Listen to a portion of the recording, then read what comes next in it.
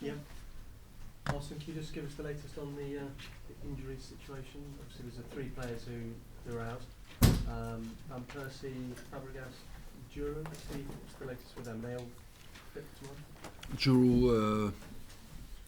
Giroud has a concussion in the first game, and we were a bit cautious when he came back, but he's out. We do not want to take any chance. And for the rest, we have, of course, not available Gallas, Bentner, 2 players who got injured during the international break. And Fabregas and Van Persie will be available. Walcott has come back available. I might maybe rest him because he played Wednesday night in Minsk. And everybody else is no news. You think you've got the options to be able to leave the out there? Of course, we have always the option. How frustrating is it when players go away for international duty and come back injured?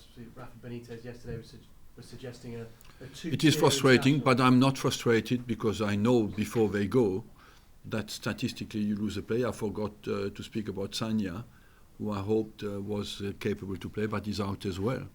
So I'm not frustrated because I know that's part of the game.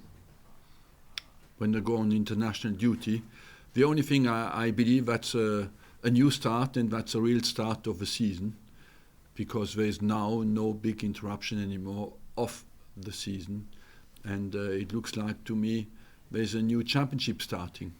Yeah. I don't know if you saw Rafa Benitez was suggesting maybe a 2-tier international system whereby they play less matches, the bigger teams play less matches, so not exposing players so much. I mean, is that something that you would like? I proposed that many times, but you know it will not happen. And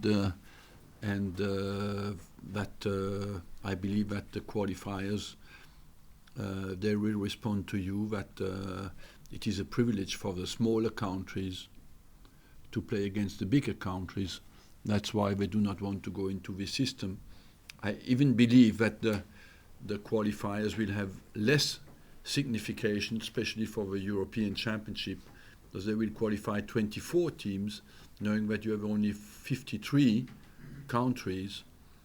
I don't know who will be out of it if you count that Faroe Island, Andorra, San Marino, Liechtenstein, already at the start out. Nearly everybody will qualify anyway. If enough managers lobbied for it, do you think it could be changed though? Is there a way? The managers have no real power on the decision front. They're only a consulting force, and that's why I don't believe that they will be capable to change that. One of your players who played Norwich, Aaron Ramsey, made quite an impact. How close do you think he is to being a regular first team player? He is close because he's in the squad, for example, tomorrow. And at he's 17 and a half years old, you know, you have to be realistic as well. And I think nowhere in the world players get so young a regular chance to be in the squad when he at Arsenal Football Club. So on top of that, you cannot rush me to even make it quicker. You lost a couple of games obviously this season. Yes. How many games do you think you could lose? How many more games can you lose if you're seriously? I think if you ask me how many games can you think, do you think you can lose? I say 0, because I go never in a season by thinking you can lose a game.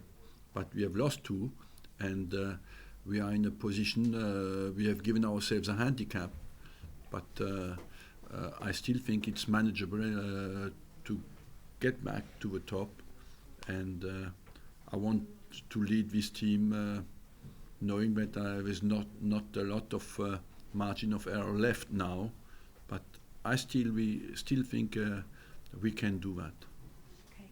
Arsene, you obviously last season struggled with key men being out to injury. Now come back from the international break and you're losing a big chunk of your first team. Are you still confident that you've got enough strength and depth in this squad? Because I think yes. We have, for example, one good news. We have Diaby back in the squad. He was out for a long time, and I hope that the good news is that nor Gallas, nor Sanya, nor Bentner are long-term injuries. They are short-term injuries. The only long-term injuries we have at the moment are Eduardo and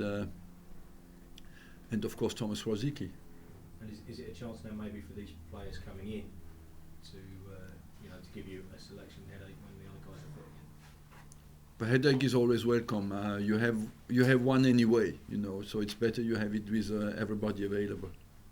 What did you make of England under Mr. Capello? I mean, you've been a big advocate of his methods, and they seem to be paying off, don't they? Well, yes, of course. I'm happy that there's an optimism around the national team.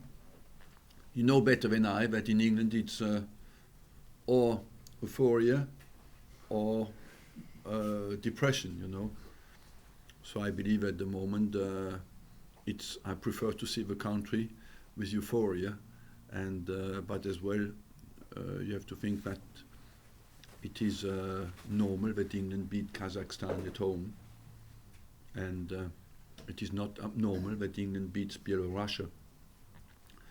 I always believe that England has a good team and a good squad, and I'm happy that Capello does a good job. Was the change of culture needed though behind the scenes, do you think? Sorry? The change of culture behind it, not being made of, the girlfriends and wives coming along, and did that have to change? Frankly, I just believe what is important is when the guy has the ball on the pitch, that he makes a good pass and a good decision.